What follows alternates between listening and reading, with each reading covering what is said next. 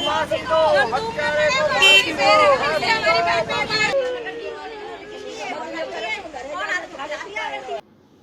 दहेज ने ले ली लक्ष्मी की जान। ये जो तस्वीर आपने देखी ये राजधानी दिल्ली की है, जहां एक और महिला दहेज की बलि चढ़ गई। जी हां, दरअसल प्रीति नाम की एक महिला की संदिग्ध परिस्थितियों में उसके ससुराल से बॉडी मिली है। मायके वालों का आरोप है कि उसकी बेल्ट से पिटाई की गई, क्योंकि शरीर पर बेल्ट के निशान मिले हैं। और वहीं ससुराल वालों का कहना है कि उसने फांसी का फंदा लगाया है और घर की इज्जत बचाते बचाते लक्ष्मी अपनी 4 साल की मासूम को बिलखता छोड़ गई 4 साल की बेटी को। दुनिया भले ही डिजिटल जमाने में आ गई हो, लेकिन अभी भी दहेज को लेकर बहू के साथ मारपीट और दहेज हत्या के मामले में कमी नहीं आ रही है। ऐसा ही एक मामला साउथ दिल्ली के तिगड़ी थाना इलाके से सामने आया है। सर, जैसे कि मेरी उससे हमेशा बात होती रहती थी, वो हमेशा अपनी फैमिलीज़ के बारे में बताती थी। शादी के बाद कोई भी सिस्टर पूछती है कि कैसा क्या चल रहा है, लेकिन उसके घर का माहौल बिल्कुल भी सही नहीं था। वो स्टार्टिंग से ही लालच से इतने भरे हुए थे कि 6 साल को शादी को कंप्लीट नहीं हुए थे और आए दिन कुछ ना कुछ मांगते रहना, दहेज के नाम पर इतना परेशान किया। और उसने कुछ दिन पहले भी 45 से 50 के समथिंग इतना रुपए हम उन्हें दे चुके हैं शादी के बाद से, है ना। और जब हम लोग ने वहाँ पर जाके एक्शन लिया तो उन्होंने सलाह समझाने के लिए माफ़ी मांगी कि हम दोबारा से ऐसा नहीं करेंगे। 1-2 बार मारा पीटा भी है उसे, हाँ। उसके बाद भी हमने दोबारा एक्शन लिया, लेकिन उन्होंने माफ़ी मांग के बात को ख़त्म करने के बारे में बस कंप्लेन इसलिए नहीं दी क्योंकि वो हमेशा कहती थी कि मैं नहीं चाहती कि मेरे घर की इज्जत उछले। वो हमेशा से ये चाहती रही कि मैं अपने परिवार को संभाल सकूँ, और उसने लास्ट तक कोशिश की। एंड तक उसके साथ मतलब इतना बर्ताव करते रहे कि जो लड़की करोड़ों रुपयों में खेलने वाली, उसको 2 रोटी को मोहताज कर दिया कि वो काम के लिए दर दर भटकने लगी। परिवार कह रहा है फांसी दो, फांसी दो। थाने के बाहर काफ़ी संख्या में मौजूद महिलाएं और पुरुष फांसी दो की नारेबाजी कर रहे हैं।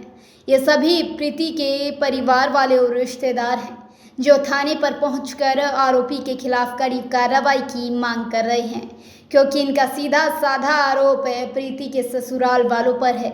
उन्होंने पैसे के लिए प्रीति को इतना तंग कर दिया कि उसकी जान तक ले ली, जबकि शादी के बाद कई लाख रुपए दिए जा चुके हैं। दहेज ने ले ली लक्ष्मी की जान। उनका नाम था प्रीति, जिसे इन जानवरों ने बेरहमी से मार डाला। 2 सालों से 3 सालों से टॉर्चर कर रहे थे अपने मायके वालों से, पैसा ला। वो लाते रहे, उसे मारते रहे, कूटते रहे। एंड में इन लोगों ने उसे जान से मार डाला सर, बिल्कुल। ये 6 साल उसकी शादी को हुए, तब से ये लोग उसको टॉर्चर करते थे, अपने मायके से पैसा ला, मारते थे, पीटते थे, पैसा लेके आ। और मेरी बात तो अपनी बहन से 5 दिन पहले हुई है, तब भी वो बहुत परेशान थी। कह रही प्रिया मैं बहुत परेशान हूँ, मैं तेरे से बाद में बात करूँगी।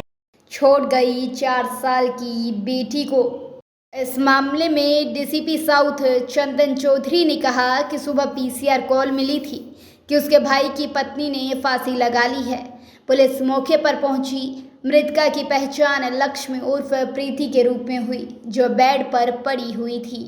उसकी मां मिथिलेश गुप्ता भी वहां पर मौजूद थी। उसने बताया पुलिस को कि 16 जनवरी 2017 को जितेंद्र गुप्ता से उसने बेटी की शादी कराई थी। डेड बॉडी को पोस्टमार्टम के लिए एम्स हॉस्पिटल भेज दिया गया है। इस मामले में एसडीएम साकेत को बुलाया गया। उन्होंने मृतक की मां का स्टेटमेंट लिया। परिवार कह रहा है फांसी दो, फांसी दो। ये तो सब ठीक था, 2-3 साल से बहुत टॉर्चर कर रहा था, मारते थे, पैसे मांगते थे। ये लोग पैसे दे दो, दिए भी है हम लोगों ने इनको पैसे, लेकिन ये नहीं पता था कि इनकी हत्या कर देंगे हमारे नंद की, कि उन्होंने फांसी लगा ली। अच्छा।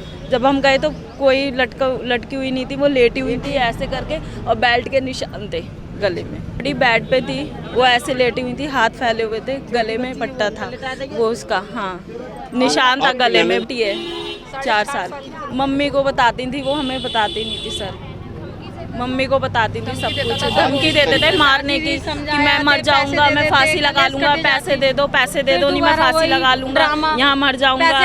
इसलिए वो डर जाती थी, चुप हो जाती थी। वो डर जाती थी, चुप हो जाती थी। हमें इंसाफ मिले, हमारी नंद को मारा गया, उसे भी फांसी मिलनी चाहिए, वो जिंदा नहीं बचना चाहिए। दोस्तों, यदि आप रहना चाहते हैं दिल्ली एनसीआर की हर खबर से अपडेट, तो हमारे चैनल दिल्ली एनसीआर के साथ जुड़े रहिए। चैनल को सब्सक्राइब करें, शेयर करें और हाँ, कमेंट करना बिल्कुल ना भूलें।